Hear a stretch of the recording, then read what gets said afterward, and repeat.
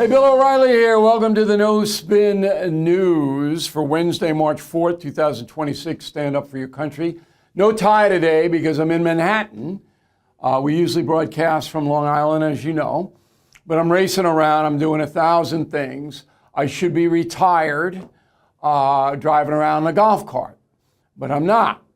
So anyway, I'm giving my neck a break because I'm going from one to the next to the next.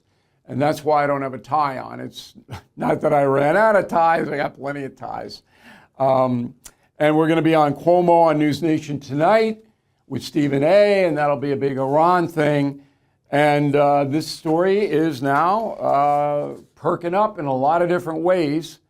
And President Trump, it's daring. That's the word. What he did was very daring, and that is the subject of this evening's Talking Points Memo. So if you listen to ABC News World News Tonight, yesterday, David Muir is the anchor. And remember, I used to work there under Peter Jennings. If you watch the broadcast, 22 minutes, you would think we were losing the Iran military situation. USA should surrender. We're losing, according to David Muir. Oh, and I'll prove it right now. So they did 13 minutes on ABC News out of 22 on the Iraq situation. Here's what the segments were. Number one, no plan to get Americans out of the Middle East. All right? That was their lead.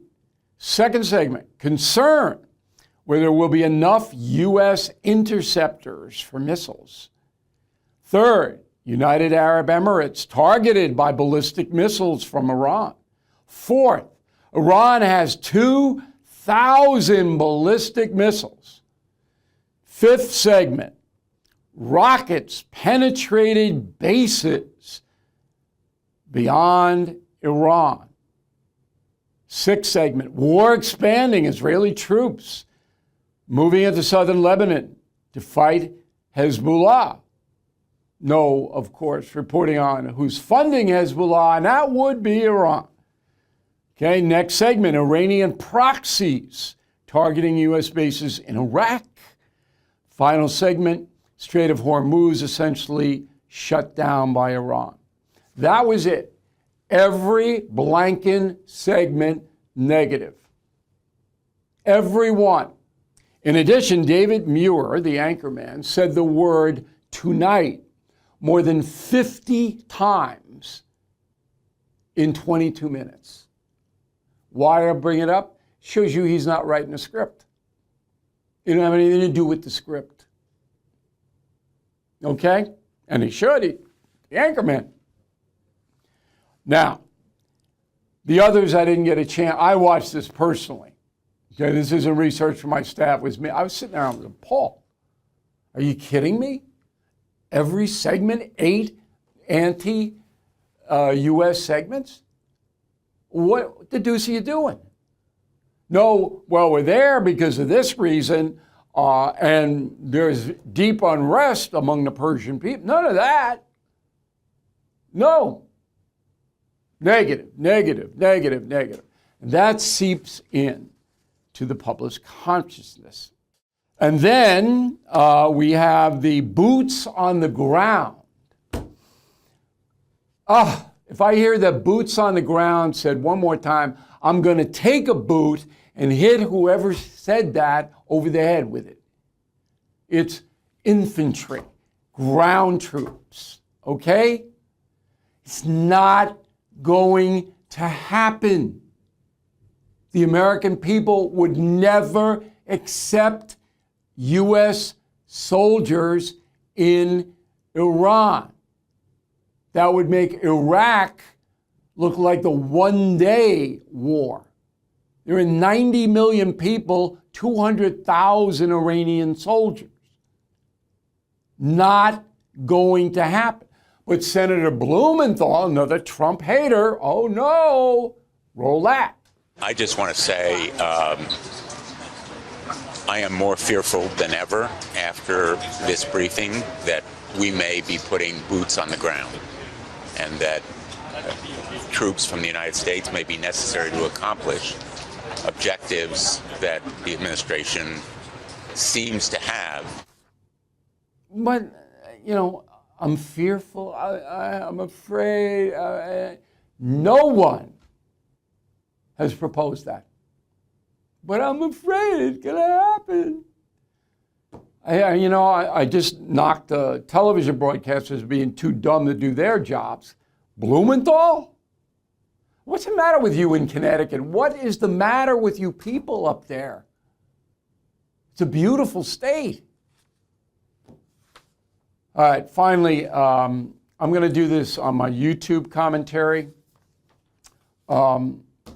There are people in the United States in positions of power, Connecticut Senator Chris Murphy being number one, who are rooting against the United States in the Iran situation. Actually want us to lose. I'll prove it. And that's going to be on YouTube. So we'll give you the address a little later on. It's free. And that is the memo. So today in Iran, the U.S. submarine sunk an Iranian warship near Sri Lanka in the Indian Ocean.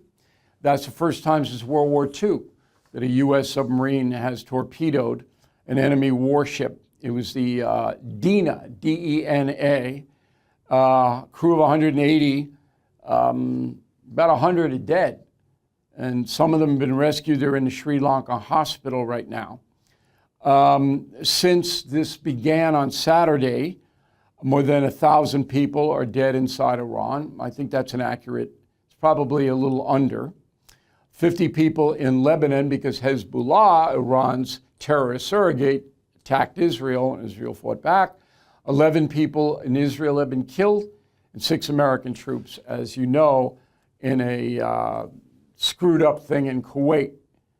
But overall, if you are a military historian, remember I wrote Killing Patton, Killing the Rising Sun, this response from Iran has been very weak, extremely weak. So I don't know why. I'm not privy to what their arsenal is, but I don't even think these people want to fight. I think they know it's over, but that's a guess. All right, Fox News poll, usually not a reliable poll, but this one sample is okay. Democrat 40, Republican 41, Independent 19. Do you approve or disapprove of the current U.S. military action against Iran? 50-50. Now remember, when this first came out, CNN dropped a poll that was 59-41, so you could see it tightening up. Okay, American public knows the evil of the mullahs. Second question, do you think Iran poses a national security threat to the USA? Yes, 61, no, 38. Finally, do you think President Trump's handling of relations with Iran has made the U.S. safer or less safe? Safer 29, less safe 51. No difference 19. I was on a Hannity radio show today, and we have posted it on BillO'Reilly.com. What more do you want Trump to do? He offered the mullahs, an amazing deal, just like he did with Maduro in Venezuela, and they turned it down. And the reason that the United States decided to launch now, didn't have to launch now, was because of the weakness, because of the rebellion inside Iran. And so they pinpointed maybe this is the time. Big risk, as I said, for President Trump. It's got to turn out America's way. And it is a big risk. There's no doubt about it. Okay, so our allies are looking away. I mean, it's not unusual. We have to do everything ourselves, all the heavy lifting. And Spain has told the Trump administration you can't land on Spanish air bases. Remember, Spain, part of NATO, don't pay their dues. Socialist country. And President Trump replied to Spain this way. Go. Spain has absolutely nothing that we need other than great people. They have great people, but they don't have great leadership. And as you know, they were the only country that in NATO would not agree to go up to 5%. I don't think they went agreed to go up to anything. They wanted to keep it at 2%, and they don't pay the 2%. So we're going to cut off all trade with Spain. We don't want anything to do with Spain. And Spain is one of the few countries we have a trade surplus, but it's small ball. And as I said, Spain is a socialist country. Pedro Sanchez, the prime minister, and they're that's what they are. They're not involved with any kind of security for the EU. They don't really care about that. It's a giveaway state. I would have probably done the same thing. It's enough. Most people do not want a lecture when they are ill. They want medication fast. But too often, the system makes it harder than it should be. Appointments take weeks. Prescriptions get denied. Your insurance gets in the way. That's why more Americans are switching to all family pharmacy. If you already know what medication works for you, all family pharmacy makes it easy to get it. You order online. Licensed doctor reviews a request, and your medication is delivered directly to your own door. They carry everyday prescription medications, antibiotics, ivermectin, NAD+, others you will not always find at big chain pharmacies. So choose freedom. Choose the right pharmacy. Choose All Family Pharmacy. Please go to allfamilypharmacy.com/Bill. Use my code BILL10. Save 10% on your next order.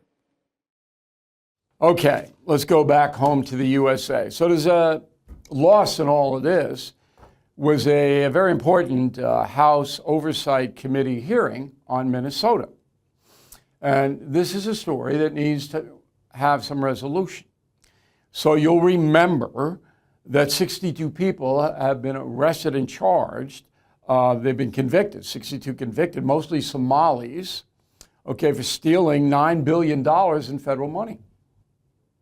Well, how the hell could that happen? $9 billion is a lot of money. So the committee called the governor of Minnesota, Tim Walz, and the Attorney General, Keith Ellison, to testify. Joining us now from Washington is Congressman Pat Fallon from Texas, who is a member of the Oversight Committee. So what's the headline, Congressman, that you heard today? Well, Bill, they weren't, they didn't want to take responsibility, and they wanted to deflect, as I suspected they would. And the Democrats on the Oversight Committee just wanted to talk about Trump. They didn't want to talk about the issue at hand, which is there were largely in the Somali community billions of dollars that were stolen from the American taxpayer. And I want to give you an example with specificity, Bill, for your listeners and viewers. There was something called the Early Intensive Development and Behavioral Intervention. It was for kids with autism. And Medicaid billed out in 2018 $671,000 in Minnesota. 6 years later, they billed out $342 million, 500x. Now, you can't tell me that suddenly there was an explosion of autism in the state of Minnesota. Clearly, it was fraudulent. And these are the kinds of examples where, $300 million here, $200 million here, Bill, suddenly you've got billions. Okay, so it's federal money that is involved, which is why you're involved, and the feds made the case.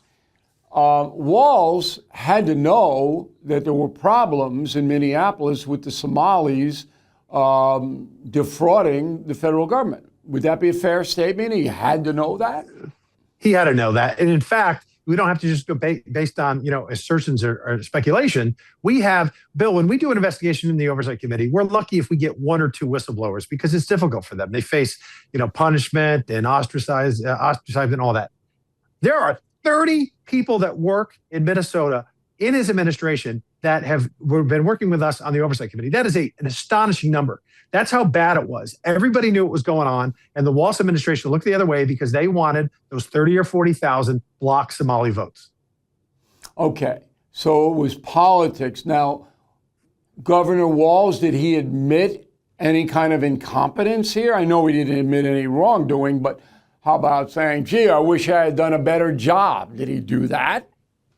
No, he said he was, he was educated. He wasn't being straight. in simply saying, this happened on my watch. I'm going to take responsibility. I want to fix it. This is exceptionally bad. This is epic fraud. It's historic. And instead, he was trying to just obfuscate. And that's just not going to, it's not going to pass the smell test here. What was his main excuse for not taking action to stop this or alerting the FBI was going on?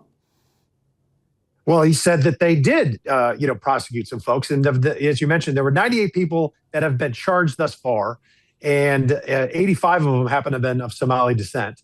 And there's been 62 convictions. So he's pointing to that and saying, see, we've convicted some people. But it's like, Governor, this shouldn't have happened in the first place. This is after the fact. And the only reason why you were really taking this seriously is because of the whistleblowers and because of journalists like Nick Shirley that exposed it. So they're not sad it happened, Bill. They're just sad they got caught. And the Attorney General, Ellison, did he have the same thing going, well, we were on it? Because in order to accumulate a $9 billion theft, that takes a while. That's not just 2 months. That's years and years and years of stealing money from the federal government. They've got Ellison on tape conspiring with these folks, because at the end of the day, this is one of the things I told Waltz. I said, well, there's one of two possibilities here. This is either you are in on it or you're too stupid to catch it.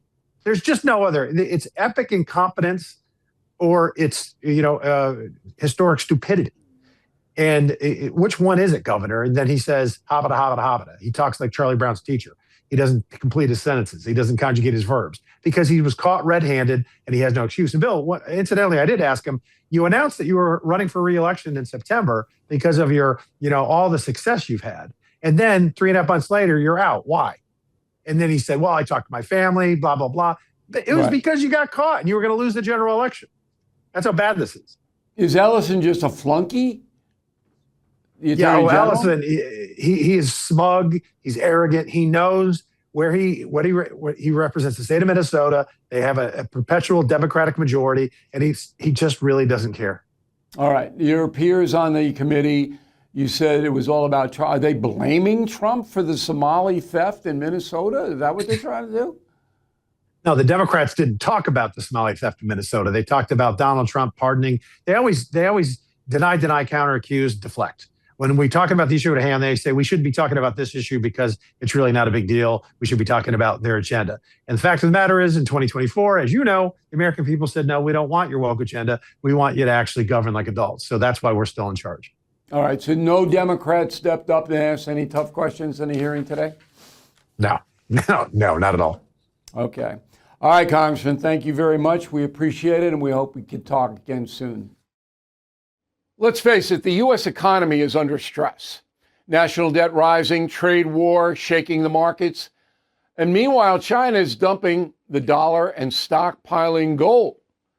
That's why I protected my savings with physical gold and silver through the only dealer I trust, American Hartford Gold. And you can do this.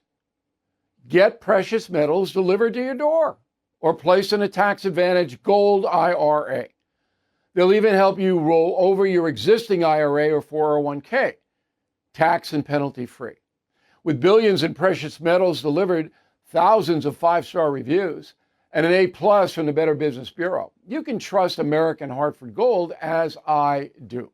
Please call 866-501-5201 or text BILL to 65532.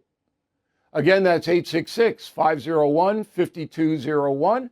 Or text BILL to 65532.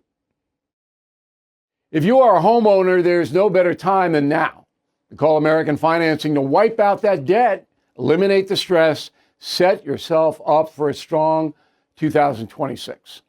The Fed dropped rates for the 4th time in December. American Financing can help you access that equity in your home at an interest rate that's in the low 5s. That is a much lower rate than the average 20% or more credit card rate.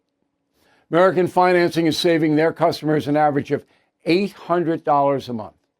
There are no upfront fees, no obligation to see how much you can save. If you begin today, might be able to delay 2 mortgage payments. So please call 888-462-9700 9557. 888-462-9557. AmericanFinancing.net/bill. Okay, final thought of the day. I am not going to be here tomorrow because I will be in Boston. Now, I told you at the top of the show I didn't have a tie because I'm running around Manhattan today. Tomorrow morning I got to go up to Boston. The reason I'm moving around so much is that we are working on a bunch of new things for the No Spin News. Some of them will be what they call long form, longer, with interviews with very interesting people, stuff like that. We'll have an announcement about what we're going to do, but I'm the guy and I got to move it. So tomorrow, and I will report Monday, it's going to be wild tomorrow. I can't tell you now what I'm going to do, but it's going to be wild. Anyway, there is a new study from Edison Research that says so-called podcasts, and I'm not going to use that term here. Okay, people say, "Oh, I love your podcast." I don't do a podcast. We do a broadcast. The difference is we're fact-based. We're not just hanging around shooting the you-know-what. Okay, and that'll hold on the long form. So anyway, for the first time ever, podcasts are more sampled by the American people than AM and FM radio talk. Okay? 40% of time spent in spoken word audio is dedicated to podcasts, 39% to radio. And in 2015, it was 75% were listening to radio and only 10%. So you can see how this podcast thing is overwhelming. And we got to get in on that to some extent, but I'm going to make it different because I'm not a big fan of 2-hour bull sessions. I think that just wastes your time. Anyway, we'll have a lot of clarity on this. We thank you very much for watching and listening to the No Spin News. You want to reach me, it's bill@BillO'Reilly.com, bill@BillO'Reilly.com, name and town. If you wish to opine, we will see you again on Monday, new column on Sunday. Thank you for watching. To view full episodes of the No Spin News anytime, sign up to become a BillO'Reilly.com premium or concierge member today.